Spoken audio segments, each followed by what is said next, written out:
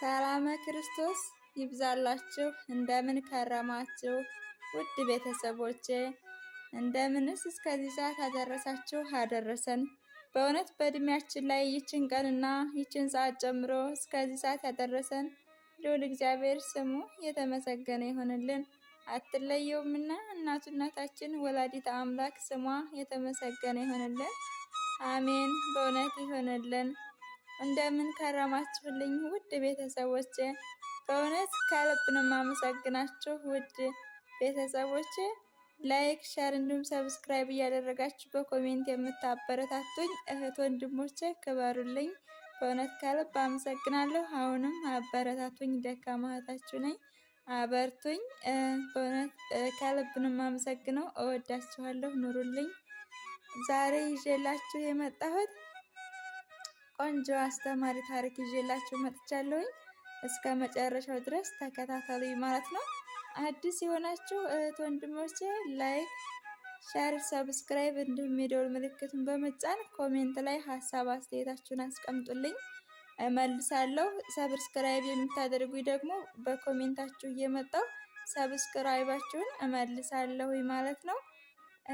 እንቀጥል። ይዤላችሁ የመጣሁት በጣም አጭር የሆነች አስተማሪ ታሪክ ናት። እስከ መጨረሻው ተከታተሉኝ ውድ ተወዳጆች ቤተሰቦቼ።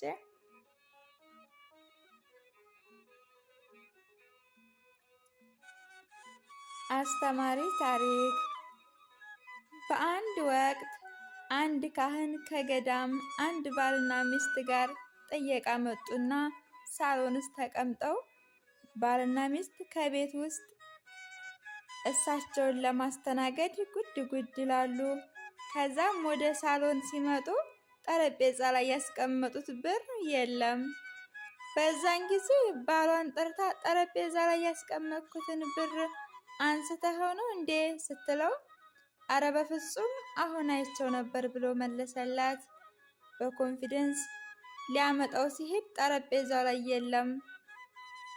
ተመልሶ ወደ ሚስቱ ሄደና የለም አላት። በቤቱ ያሉት ደግሞ አባ እና ባልና ሚስቱ ብቻ ናቸው ያሉት። ከዛም በኋላ ባል ወደ ሚስቱ ሄዶ ከአባ ፊት ተቀምጦ ነበር የነበረው ብሩ አላት። እንዳጣውም ነገራት። ሚስትም ከባሏ ጋር በመመካከር ጀመረች። እንዴት አሁን አባን እንዴት ሰረቁን እንላቸዋለን? ብር ጠፋብን ብንል ራሱ ሊቀየሙን ይችላሉ ብለው ዝም አሉ። አባም ወዲያው ቤቱን ባርከው ተነስተው ወጡ። በሚቀጥለው ዓመት ነገሩ ሲረሳ ተመልሰው መጡ። አባ እነዛ ባልና ሚስት ቤታቸው የመጡትን አባ ሲያዩአቸው የብሩ ነገር ትዝ አላቸውና ነገሩን ምግብ እየበሉ አለስልሰው አባ እንዳይከፋቸው አርጋ ሚስት ትነግራቸዋለች።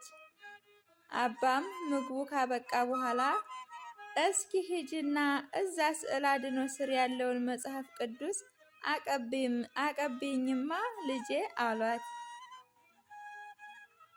ሴቲቷም እሺ አባ ብላ ይዛው መጣች። እስኪ ግለጪው አሏት። እሷም ስትገልጠው የዛሬ ዓመት የጠፋው ብር ከዛ ከመጽሐፍ ቅዱስ ጋር ተቀምጦ ተፋጠጠች። አባም መጽሐፍ ቅዱስን እስካሁን እንዳነበቡት ገባቸው። እነሱም ደነገጡ። አባም ስለ ንባብ በሚገባ አስተማሯቸው ይላል ታሪካችን። በእውነት ከዚህ አጭር ታሪክ በጣም ብዙ እንደምትማሩበት ተስፋ አለኝ። መጽሐፍ ቅዱስ ካነበብን ስንት ጊዜ ሆነን ይሆንን? አረ እንደውም ጭራሽ የሌለንም አለን። በእውነቱ እግዚአብሔር አምላክ አስተዋይ ልቦና ይስጠን። መጽሐፍ ቅዱስን በማንበብ በእውነት ነፍሳችንን እናረካለን። እግዚአብሔር አምላክ ንጹህ ልቦና ይፍጠርልን። አሜን። ከልብ ስለተከታተላችሁኝ ከልብ አመሰግናለሁ ውድ ቤተሰቦቼ። አበረታቱኝ ውዶችዬ፣ ክበሩልኝ።